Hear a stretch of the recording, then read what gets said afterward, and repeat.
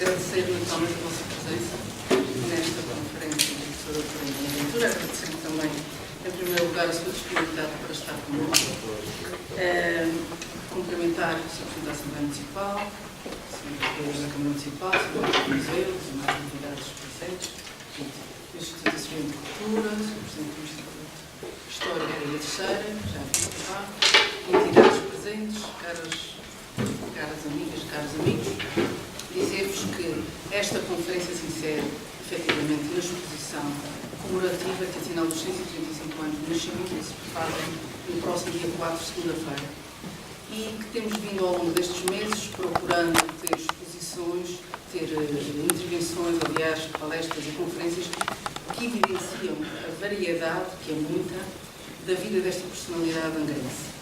Efetivamente percorremos já, quer do ponto de vista da biografia, do crescimento, da vida cultural, da etnografia.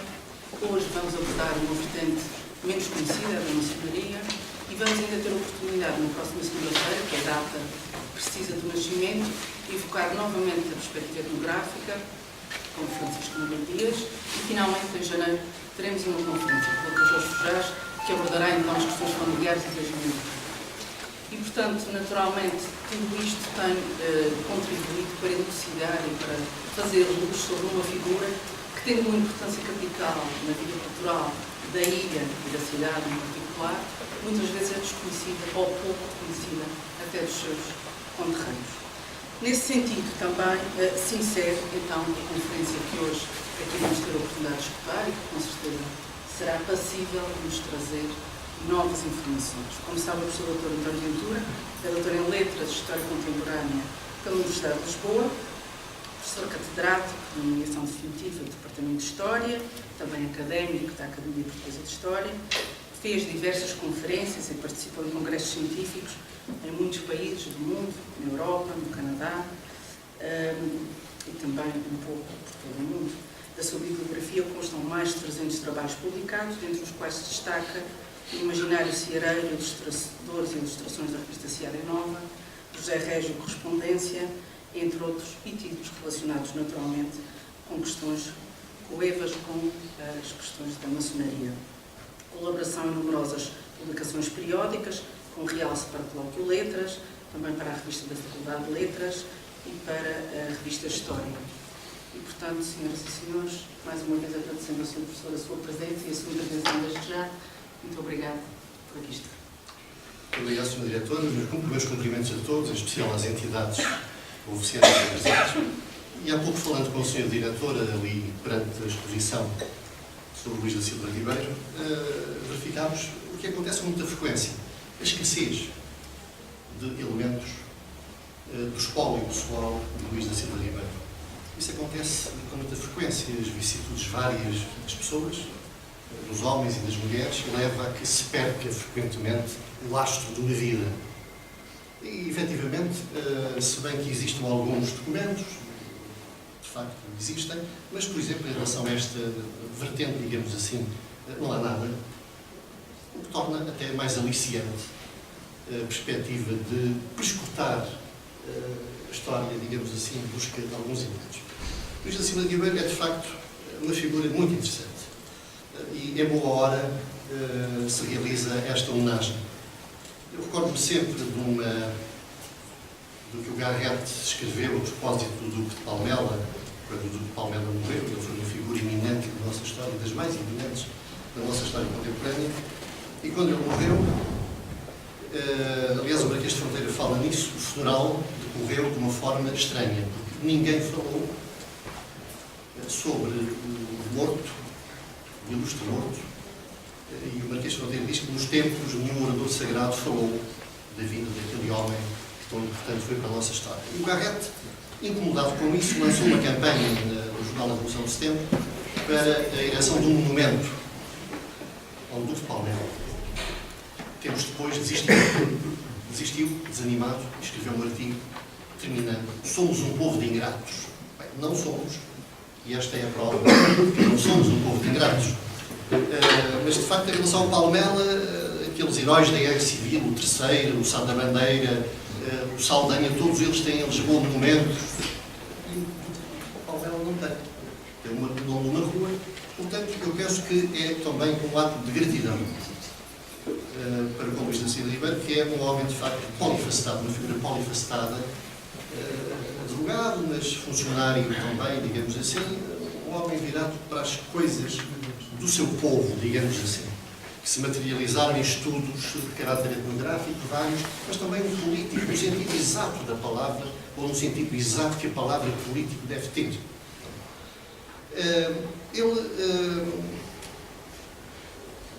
Não vou falar da biografia dele, não é isso que me traz aqui, vou falar de outras coisas, mas, sem dúvida nenhuma, nesta biobiografia refere-se a chegada dele a Coimbra para continuar os estudos.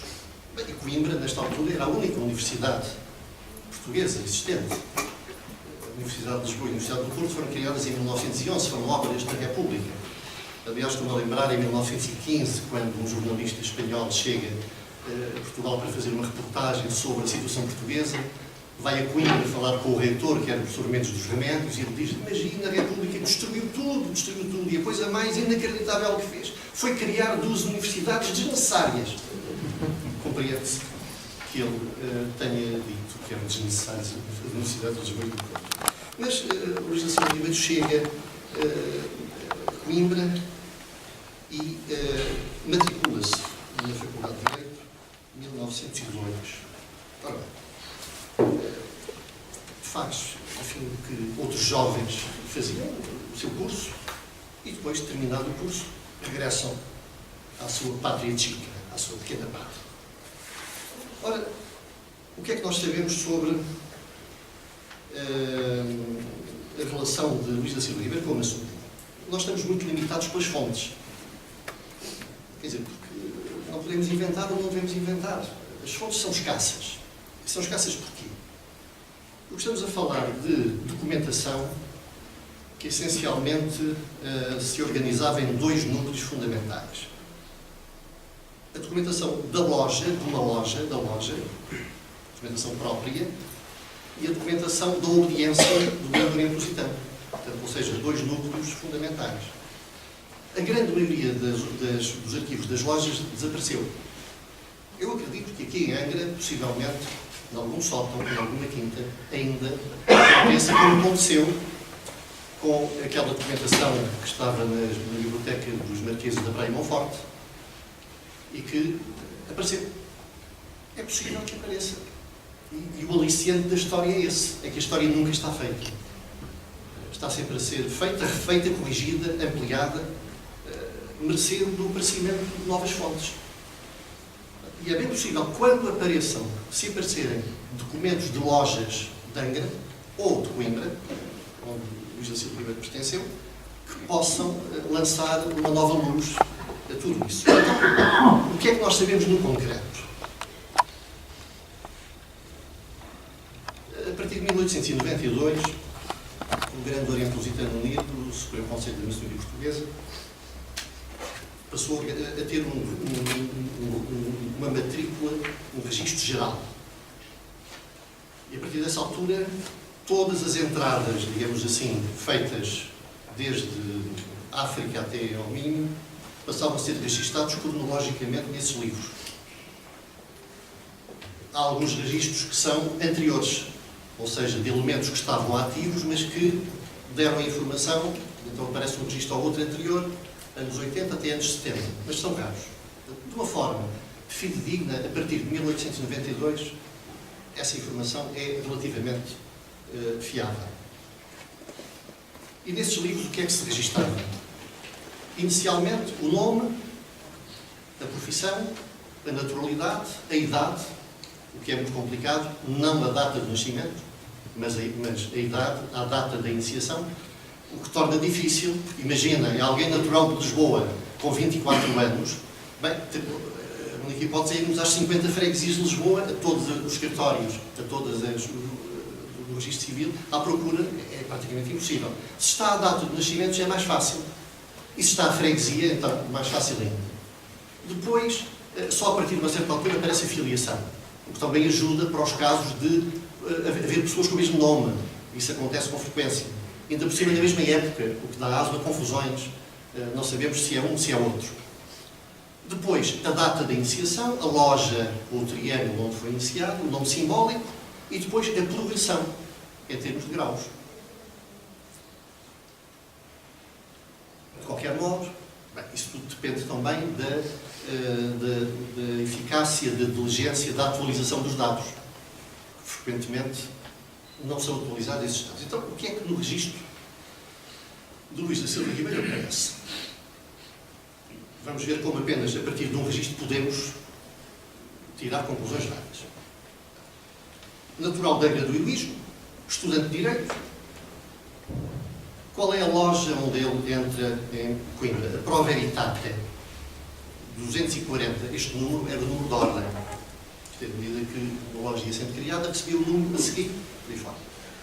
Mas o nome simbólico, Alexandre Herculano, o que também é interessante porque mostra, talvez aqui já uma certa propensão para a história, não só, o Herculano não é apenas uma referência no campo da história, mas no campo da cidadania também. Mas há uma coisa curiosa aqui. Ele foi regularizado. E a data não é 1907, mas 1904. Ou seja, este registro é de 20 de março de 1904. O que é que isto quer dizer? Que foi regularizado? Quer dizer que já era maçom, não foi iniciado nesta loja. Ou poderá ter sido. E o primeiro grau que aparece registado aqui é o grau 7. 25 de abril de 1904. Isto é, à partida, já um elemento muito interessante. Quer dizer, ele não podia ser iniciado com o grau 7. Ora, o que é que isto quer dizer? Das duas, uma. Ou ele pertenceu a outra loja, e em Coimbra, nesta altura, o ambiente académico de Coimbra era muito propício ao aparecimento de lojas selvagens, como diríamos hoje. De lojas que não estavam ligadas a nenhuma audiência, essencialmente formadas por estudantes. Aliás, há um homem que foi muito amigo do Luís da Silva Ribeiro, e que escreveu inclusivamente um texto em sua homenagem no Boletim do Instituto Histórico da Ilha Terceira, que é este texto, que é o Belisário Pimenta. O Belisário Pimenta, que pertenceu a uma loja dessas, mas que felizmente deixou registado toda a atividade dessa loja, até cópias da correspondência, portanto sabemos tudo sobre essa loja, que está no espólio dele, no arquivo da Universidade de Coimbra, está até digitalizado e acessível através da net. Aliás, lá encontrei uma coisa muito engraçada, que foi alguém que foi iniciado duas vezes, que foi o Helder Ribeiro. Coronel, enfim, os mais velhos lembram-se do Coronel Helder Ribeiro, figura emblemática da oposição. Pois ele foi iniciado nessa loja selvagem, digamos assim, em 1902. Quando era estudante da Escola do Exército, depois foi iniciado em 1911 noutra loja em Lisboa, portanto foi iniciado duas vezes. Porquê? Porque não foi reconhecida a iniciação da primeira loja. A razão é essa, não é? Ora, em relação ao Luís da Silva Ribeiro, não sabemos bem o que aconteceu. Primeira hipótese, a Pro Veritate ter sido uma loja dessas selvagem e ter ocorrido a regularização da loja com todos os seus membros. Isso aconteceu, por exemplo, a Revolta de Coimbra. A loja Revolta, fundada em 1909, também independente, e depois é regularizada no Grande Oriente Lusitano Unido em 1911 com todos os seus membros. E por isso mesmo, quando vamos aos registros, não há ninguém iniciado antes, mas todos foram regularizados, todos têm graus. Por exemplo, acontece o Bissai Barreto, em 1911, tem o grau 7 do rito francês. Ele até pede o atestado de rito da Cirebon, que sai, deixa de ter atividade no ano seguinte. Portanto, esta pode ser uma das explicações. Portanto, em 1904 ele tem o grau 7. Mas, atenção, esta loja é do rito escocês, não é do rito francês. E sabemos que ele atingiu o grau 20 em 25 de abril de 1905. Nesta altura, progredia-se rapidamente. Muito rapidamente. Esta é uma questão ainda a esclarecer. Se esta loja já existiu, existiram várias, de que não restam, de que não há vestígio, nem sequer referência. Depois, sabemos também que em 29 de 11 de 1905 pediu o atestado de kit.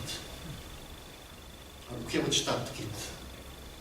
É um documento que comprova que alguém está em ordem com a loja, tem a sua cotização paga, portanto, e esse documento permite-lhe, em primeiro lugar, sair com a cara limpa, não deve nada a ninguém, como diríamos hoje, e em segundo lugar, pode ingressar em qualquer loja exibindo esse documento, se essa loja estiver na disposição de aceitar.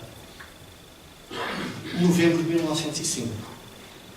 Ora, ele acaba o curso em 1907.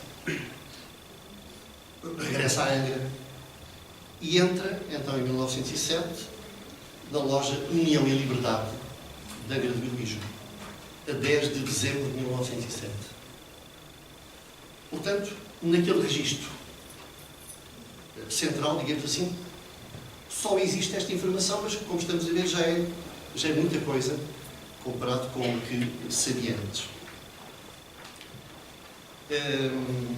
Será que ele continua com atividade maçónica? No registro nada consta.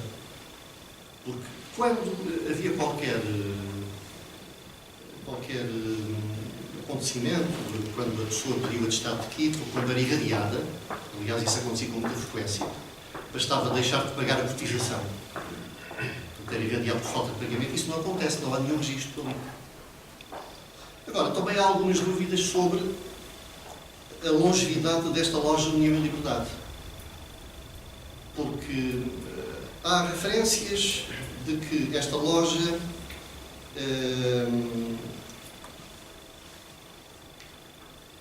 deixou de ter atividade em 1913. E é verdade. Utilizando a linguagem técnica, digamos assim, a loja abateu colunas, deixou de ter atividade. Mas em 1915 levantou colunas de novo, voltou a ter atividade. Então, a partir daí, estamos condicionados, mais uma vez, porque em 1918, em dezembro de 1918, quando ocorreu o primeiro atentado contra o Sidónio Pais, o Palácio Maçónico foi assaltado. Aliás, há fotografias na net, palácio com documentação destruída, rasgada. Portanto, houve uma perda imensa e irreparável de documentos. Temos que recorrer à falta de documentos originais, temos que recorrer a outros tipos de informações. E, em relação ao Luís da Silva Ribeiro, encontramos mais uma referência no anuário do Supremo Conselho do Grau 33 do Rito Escocês, de 1909. Estes anuários são muito úteis, embora naturalmente digam apenas respeito ao rito escocês. Não há nada sobre os outros ritos que então existiam no Grande Oriente Lusitano, o rito simbólico, o rito francês, efemeramente o rito da adoção também. Mas aparece depois a relação das lojas do rito escocês, dos triângulos do rito escocês, e depois dos outros órgãos, digamos assim, superiores, de outros graus superiores do mesmo rito. E na relação dos capítulos, isto é, que agrupavam membros desta loja de Angra, que tinha o grau 18, o Luís da Silva Ribeiro era o presidente, digamos assim, do capítulo. O que quer dizer que em 1909 ele não só continua na loja, como tem um cargo de muita responsabilidade dentro dessa loja. Há também referências que nesta altura terá sido venerável da loja. A documentação é escassa, mas permite-nos já ter algumas informações sobre ele. Depois, sobre esta loja, a maçonaria em Angra, como todos sabem, têm consciência disso, tem uma história riquíssima. Aliás, o Dr. António Lopes, que está aqui presente, é autor de um livro pioneiro e fundamental sobre a história da maçonaria nos Açores, que nos dá uma panorâmica extraordinária do que foi a maçonaria nos Açores. E lá encontramos Ilha de Liga, de facto, os triângulos, as lojas que existiram desde o início do século XIX, desde o louvor do liberalismo. E no caso de Angra, 1820-21, a loja Filantropia, 1832, 11 de agosto de 1829, 1832, valor e constância, depois em 36, união e valor, 36, amigos da pátria, 43, união e segredo, 59, liberdade, igualdade, fraternidade, 1860, união terceirense, 1861, 1º de dezembro de 1650, etc. Portanto, temos aqui mais de dezena e meia de lojas ao longo do tempo, e algumas delas com uma atividade enorme. Outras mais efêmeras, também. E também, para esta época, temos um grande desconhecimento, embora se conheçam alguns nomes, mas há também um grande desconhecimento por falta de registros sistemáticos desta época. Mas em relação à loja União e Liberdade, ela teve ao longo para já este é o emblema da loja, que é um emblema bastante bonito, como podem ver, com, enfim, o mar, que é um emblema bastante bonito. E depois no registro, no livro de registro das lojas, lá está, dissolvida a seu pedido, 6 de julho de 1814, não 13, mas 14, e depois autorizada a levantar colunas, 20 de dezembro de 1915. Ora, no Anuário do Grande Oriente, agora à falta de documentos originais, no Anuário do Grande Oriente Lusitano, unido para 1916, cá está, União e Liberdade, tendo como venerável Manuel Caetano, que era um oficial do Exército. Isto é 1916, ainda existe. 1918, no Anuário, lá aparece União e Liberdade, Angra, Manuel Caetano, capitão de infantaria. Portanto, em 18 ainda existe. 1922, que é o último anuário publicado antes do 28 de maio, ainda consta, ainda com Manuel Caetano, capitão de infantaria, como responsável. A partir de 22 desaparece qualquer referência, não há anuários, mas há listas de lojas publicadas no Boletim Oficial e nada consta. Portanto, eu penso que a loja deve ter desaparecido. E por vezes as lojas evaporavam-se. Desapareciam, paulatinamente. Não era preciso nenhum sismo para elas desaparecerem. Desapareciam naturalmente, por razões várias que nos escapam. Portanto, a partir de 22 não há já referências a esta loja. Desconhecemos se Luís da Silva Ribeiro continuou ativo até esta altura, mas no tal registro central, que é fiável até 1928, não há nada. Portanto, se ele tivesse sido irradiado, lá estava. Se tivesse pedido o atestado de quito, lá estava. Porque as lojas de atividade comunicavam essas alterações à Secretaria, à Grande Secretaria do Grande Oriente. Já agora, esta só uma pequena curiosidade, antes de continuar. Alma e consciência da Ilha Terceira dos Açores. Aquela frase do Mésio, não é? Ainda falando com alguns amigos, pois é bem conhecida a filiação maçónica de Vitorino Mésio, todos sabem, na loja de volta de Coimbra. Mas o que é menos conhecido, porque há coisa que é, mas qual é a posição dele em relação à maçonaria, etc, etc. Então, há um documento muito engraçado que é o relatório do Conselho da Ordem. O Conselho da Ordem é o governo do Grande Oriente. O Conselho de Administração, se quiser, que faz relatórios sobre a sua atividade. E no relatório, aliás, o título do documento é este: Relatório do Conselho da Ordem relativo à gerência de 1977-78. É um documento datilografado com 14 páginas. A dado passo surge esta informação curiosa. Lamenta a morte de Vitorino Mésio e diz o seguinte, vou citar textualmente: computou-se sempre como um verdadeiro maçom. Esteve afastado alguns anos da atividade, mas o processo da sua regularização na respeitável loja Liberdade e Justiça encontrava-se em vias de conclusão, a fim de retomar os trabalhos, o que não se verificou, por pouco, depois de ter passado ao Oriente Eterno. É uma informação curiosa esta, que muitos desconhecem, é que, pouco antes de ter morrido, estava a ser concluído o processo de regularização do Vitorino Mésio. Enfim, é uma pequena curiosidade, mas acho que é interessante, tratando-se até da figura do Vitorino Décio. Temos então um hiato. A partir de 22, durante alguns anos, não há atividade maçónica aqui em Évora.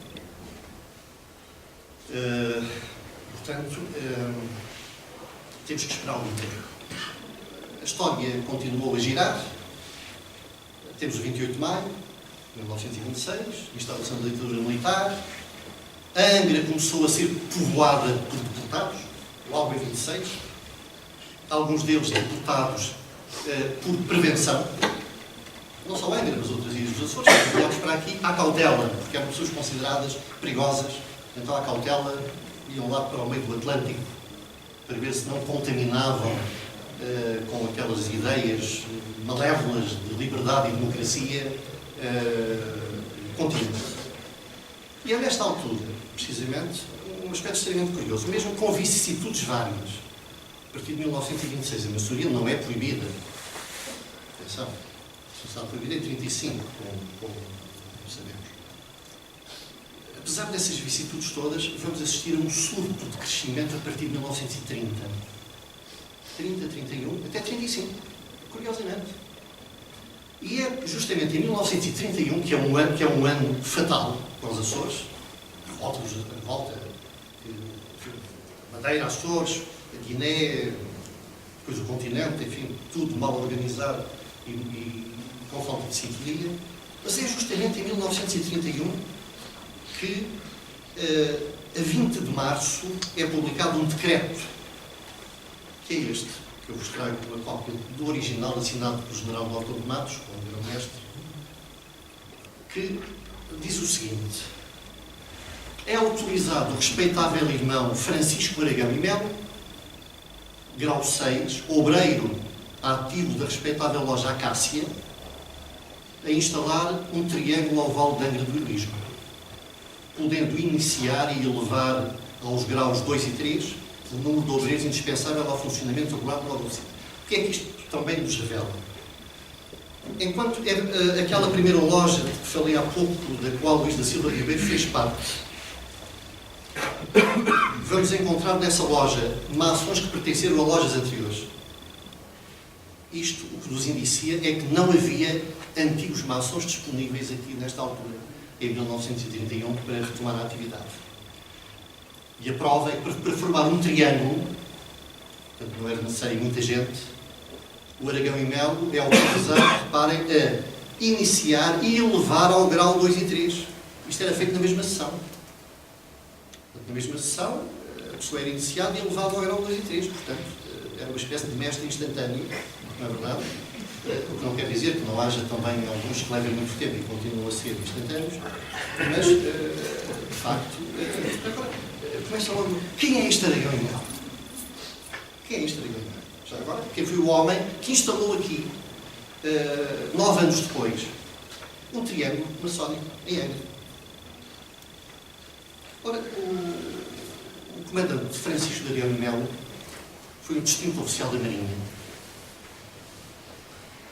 Não vou falar dos navios onde ele esteve embarcado, mas esteve em Cabo Verde, em 1904, comandou a caminhoneira Zambeze na Divisão Naval do Índico, comandou ainda em Moçambique a lancha caminhoneira Tete, foi secretário-geral do governo da província de Moçambique em 1910, governador do município Tete em 1012, capitão do Porto de Tavira, instrutor da Escola de Marinheiros do Norte, secretário particular de Sidónio Pais em 1918.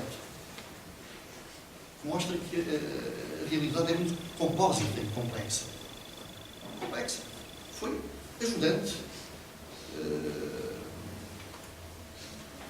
de ordens do Sidónio Pais, secretário particular do Sidónio Pais. Mas depois participou nas operações contra os monarcas no Monsanto, em 1919. Ele tem um papel muito ativo na ofensiva contra os revoltosos monárquicos. Depois, acabou por pedir licença limitada, fixou-se em Angola, Novo Redondo. Foi ainda governador do Distrito dos Sais, mas depois de instaurada a ditadura militar, ele manifesta-se claramente contra a ditadura.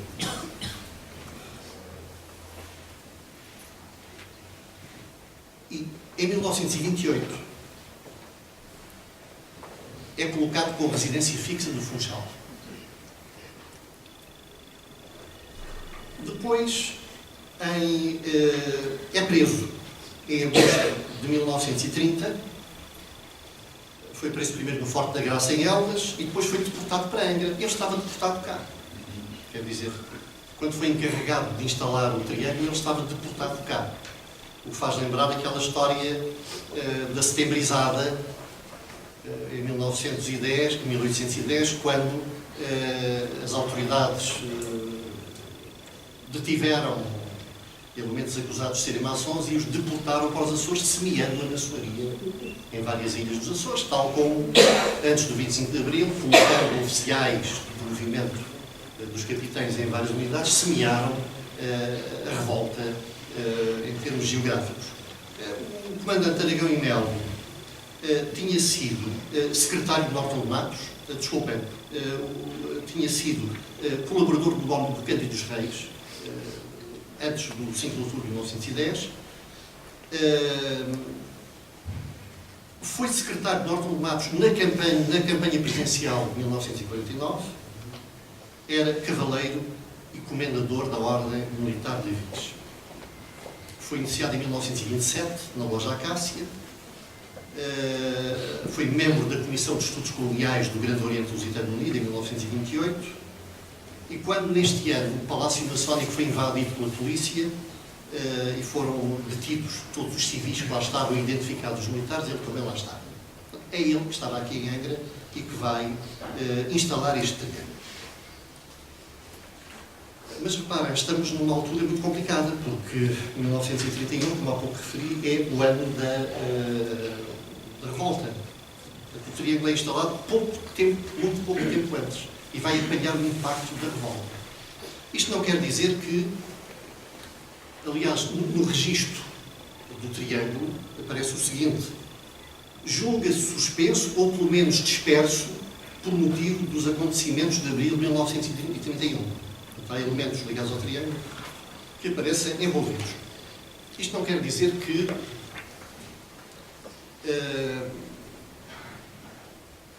a Junta Revolucionária da Terceira,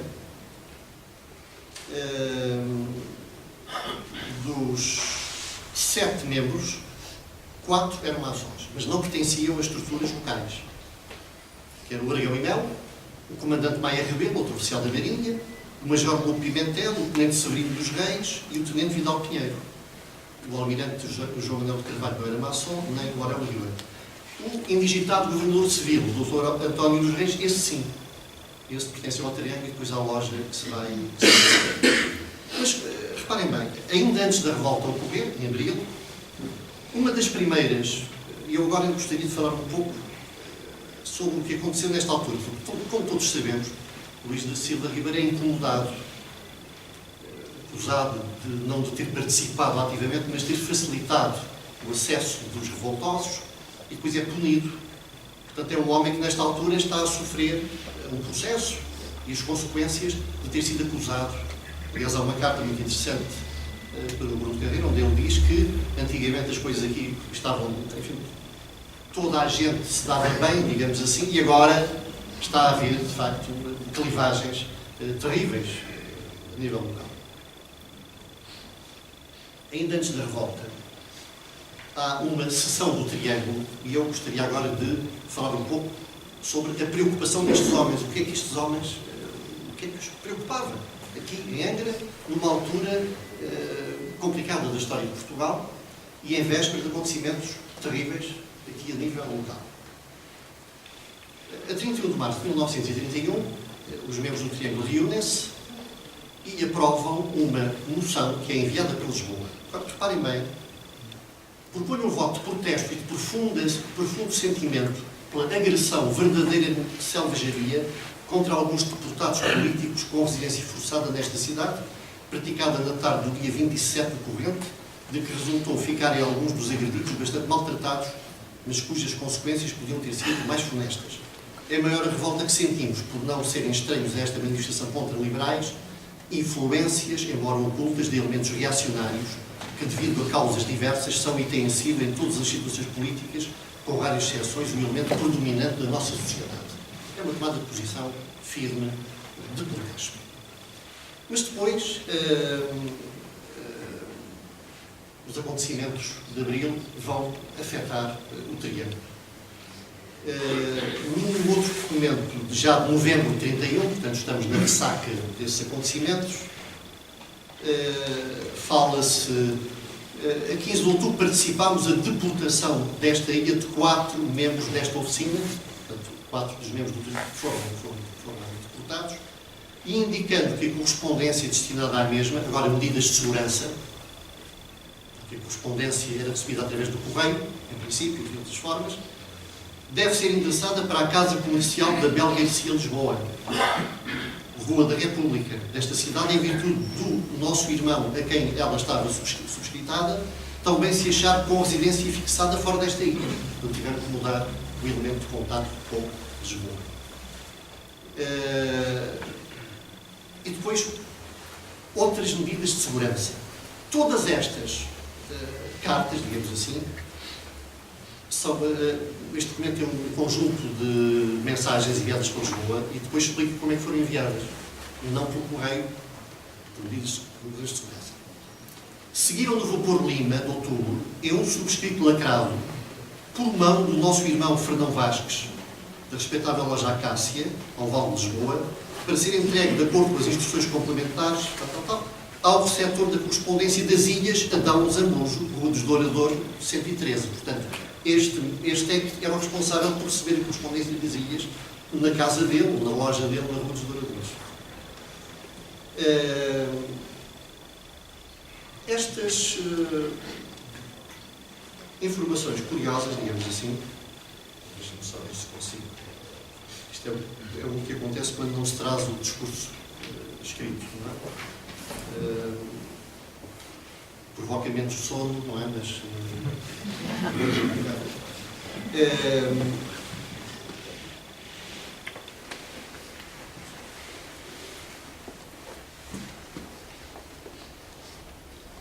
em 1932,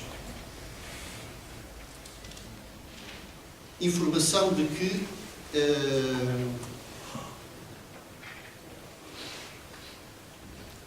são os problemas financeiros do Triângulo.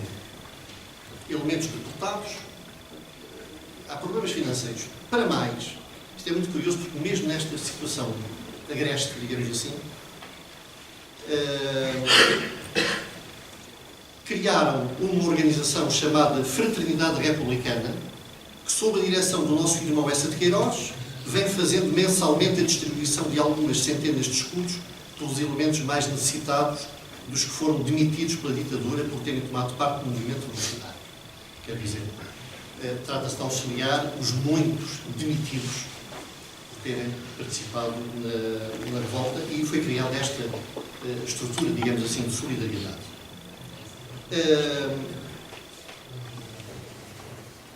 No entanto, apesar de tudo isto, o Triângulo evoluiu. Quando se diz que o Triângulo estava disperso, não se dispersou. Transformou-se em loja. O que mostra que mesmo no período de refluxo, após a Revolução, o Triângulo passa a loja 8 de Abril, que é uma loja do mito francês. Aliás, o Triângulo era também do mito francês. É curioso porque, nesta altura, uma parte significativa de lojas de triângulos são do rito francês, que são criados entre 31 e 35.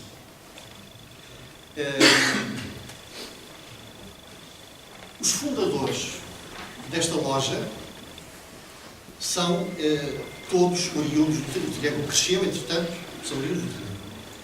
E o que é curioso, já agora vou ler os nomes, as profissões deles, só para ficarmos com uma ideia até em termos sociais. O Armando Magalhães de Mendonça, amanuense da Junta Geral, demitido. Fernando Mesquita Pimentel de Simas da Silveira Gabriel, oficial do Exército, demitido. Manuel Pereira dos Santos, comerciante. Joaquim Borges de Menezes, professor de Instrução Primária. João Coelho de Sousa Pacheco, proprietário industrial, Artur Tavares, oficial do Exército, demitido, Albino Stanislau Betancourt de Quadros, oficial do Exército, demitido, António dos Reis, cá está o tal do Civil, professor do ensino técnico, demitido, Jaime Ferreira de Simas, escriturário do Banco Nacional Ultramarino, José Elias do Amaral, escriturário do Banco Nacional Ultramarino, Manuel Severo dos Reis, oficial do Exército, demitido, Agostinho José Vieira de Areia, oficial do Exército, demitido, José de Paula Carvalho, escriturário do Banco de Portugal, Abel Garcia Lisboa, comerciante, e Rui de Mendonça, professor de Instrução Primária, demitido. Quer dizer que metade dos fundadores foram demitidos. Portanto, não tinham trabalho, estavam demitidos, podiam ter outras fontes de rendimentos, mas foram demitidos pela ditadura. Esta loja vai ter uma atividade bastante intensa. Esteve em atividade pelo menos, até um ano após a proibição da maçonaria, que é muito curioso. Mesmo aqui, uma situação complicada. Eu ia só salientar 3 ou 4 aspectos mais interessantes.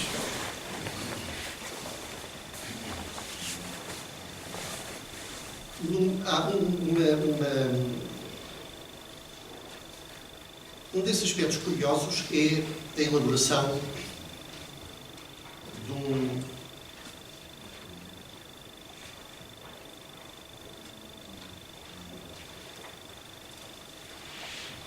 de um trabalho sobre educação popular. Mesmo numa situação difícil,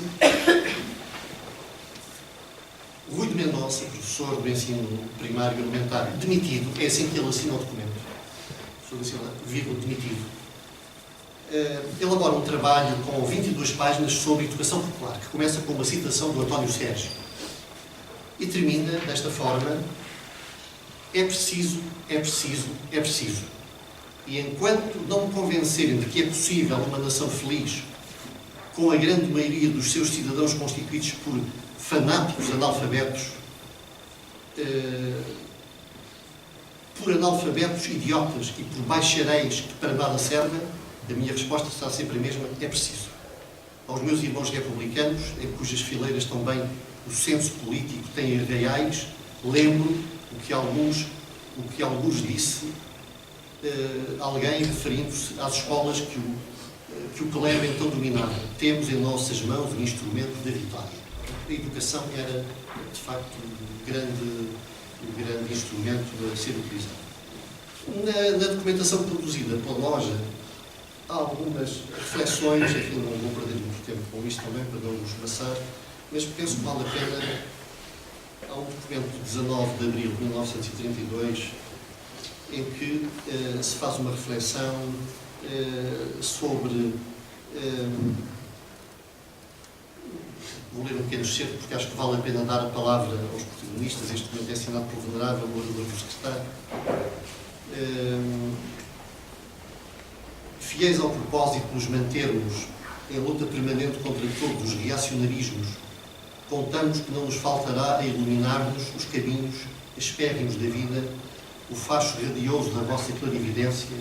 Esperamos que o vosso superior espírito e são critério irradiará até nós interruptamente uma fulgurante centelha pela qual nos norteemos no mar pulsuoso das paixões. Repare, isto é um documento administrativo, digamos assim, mas vejam a forma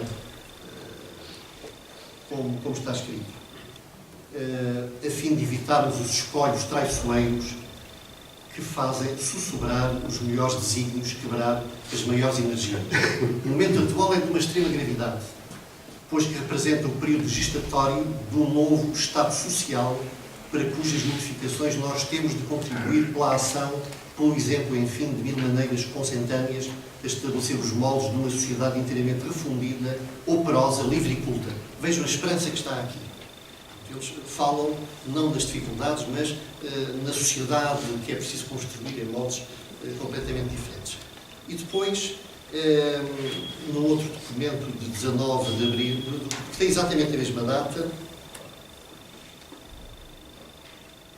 o saneamento feito escrupulosamente dos elementos que desde o advento da República se apoderaram da administração local, pensando mais nos seus interesses particulares do que no bem da coletividade, de mãos dadas com o clero imoral e atrevido que nestes últimos anos campeia desenfreadamente por estas paragens e que se precisa, custe o que custar, meter na ordem, descurando todos os problemas que se prendem com a democratização e a educação do povo, republicanizando, enfim, continuando a fazer a política de cacique de outros tempos, em nada procurando tomar as medidas que se impõem neste momento. É um texto muito longo, onde depois juntam inclusivamente,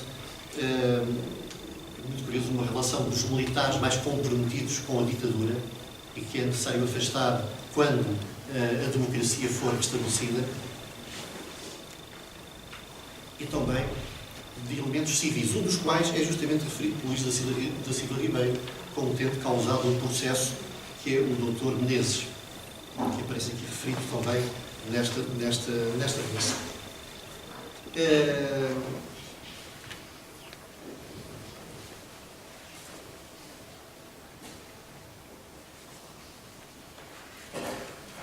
Só mais as referências, desculpa lá, mas isto é uma conclusão.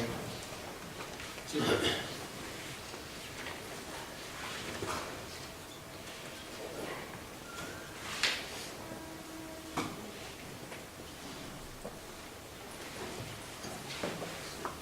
A atividade da loja continua sem grandes precalços e vai continuar, como vos disse, até 1936. Em setembro de 35, ou seja, vários meses depois da proibição, que é em maio de 35, a loja informou que tinha regularizado, que tinha filiado, aliás, um elemento que pertenceu à loja Antero de Quental, de São Miguel, de Vila Franca do Campo. Mas falei da proibição da maçonaria. A loja também interveio, nessa altura, de uma forma muito curiosa, através de um jornal que era influenciado por elementos da loja, que é a Pátria. Está ali um exemplar do jornal. E esta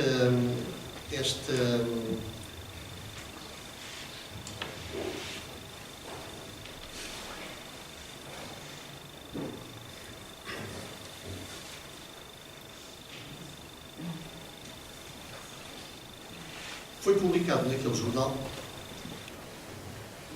o artigo do Fernando Pessoa que saiu no Diário de Lisboa. Eu não conheço, é possível que haja outros periódicos que também publicaram ou republicaram, transcreveram o artigo.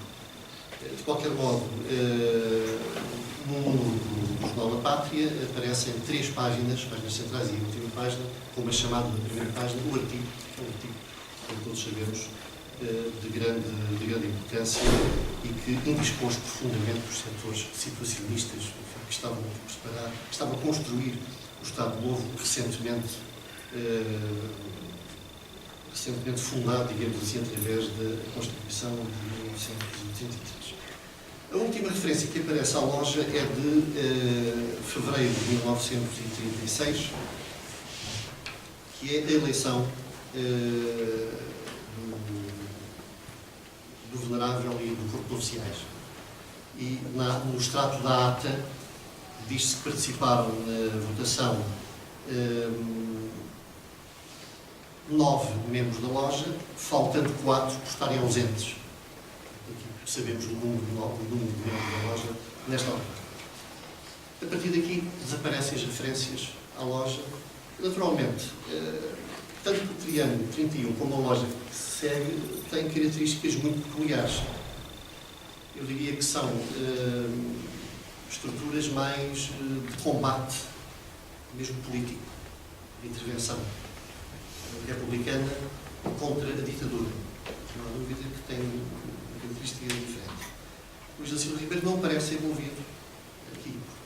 Dá-me a ideia que é um corte, é uma outra geração, são outros homens que aparecem aqui mais empenhados politicamente na luta contra a ditadura e depois contra o Estado Novo. E também, quando o Triângulo é fundado, pouco tempo depois, há o problema com o Luís da Silva Ribeiro, a prisão dele, a punição que ele teve, e isso naturalmente deve ter levado a não tomar uma posição mais de um envolvimento maior, digamos assim. Encontrei o documento que fala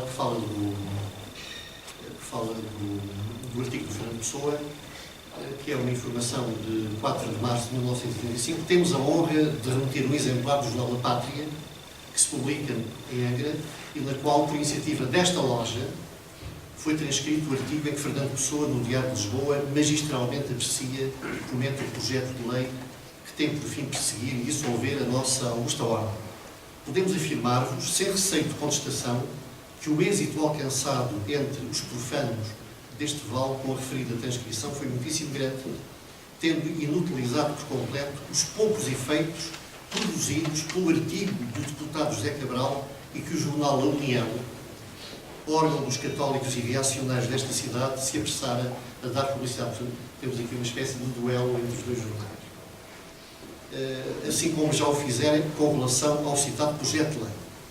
Portanto, é um documento interessante e esta iniciativa é bastante curiosa. Portanto, enfim, trouxe-vos algumas referências sobre Luís da Silva Ribeiro, as que existem até hoje.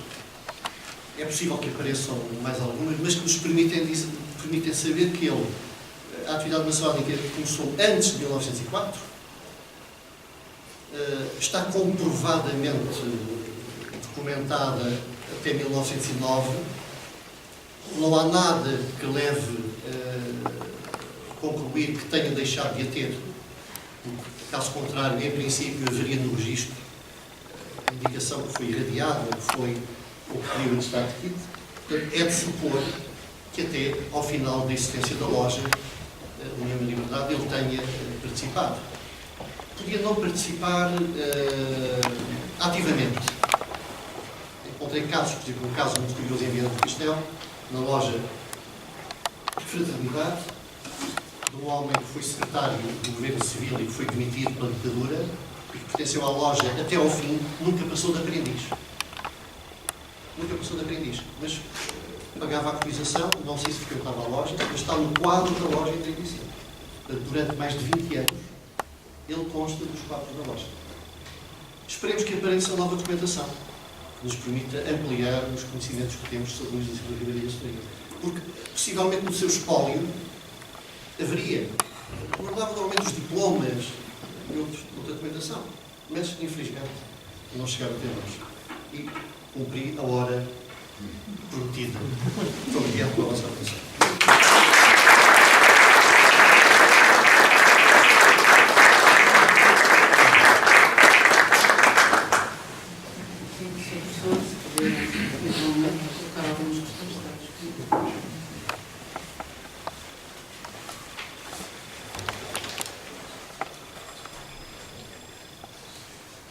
Claro que isto eventualmente terá mais interesses escritos.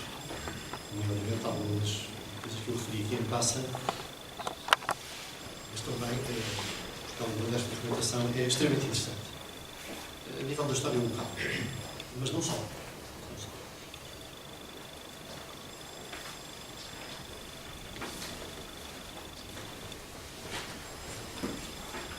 Não houvesse, professor, muito obrigado mais uma vez pela sua disponibilidade e pelo esclarecimento. Eu tive a oportunidade de dizer no início, professor, que o espólio do Luís da Silva Ribeiro não é de facto vasto e é omisso em questões que nós gostaríamos, como esta, de ter necessariamente mais documentação. Mas também a oportunidade dessa exposição, da feitura do catálogo, destas conferências, tem permitido que, durante o processo, a biblioteca tenha recebido também muita documentação. Estava dispersa, pessoas conhecidas, algumas não necessariamente descendentes, mas relacionadas com a família, e que têm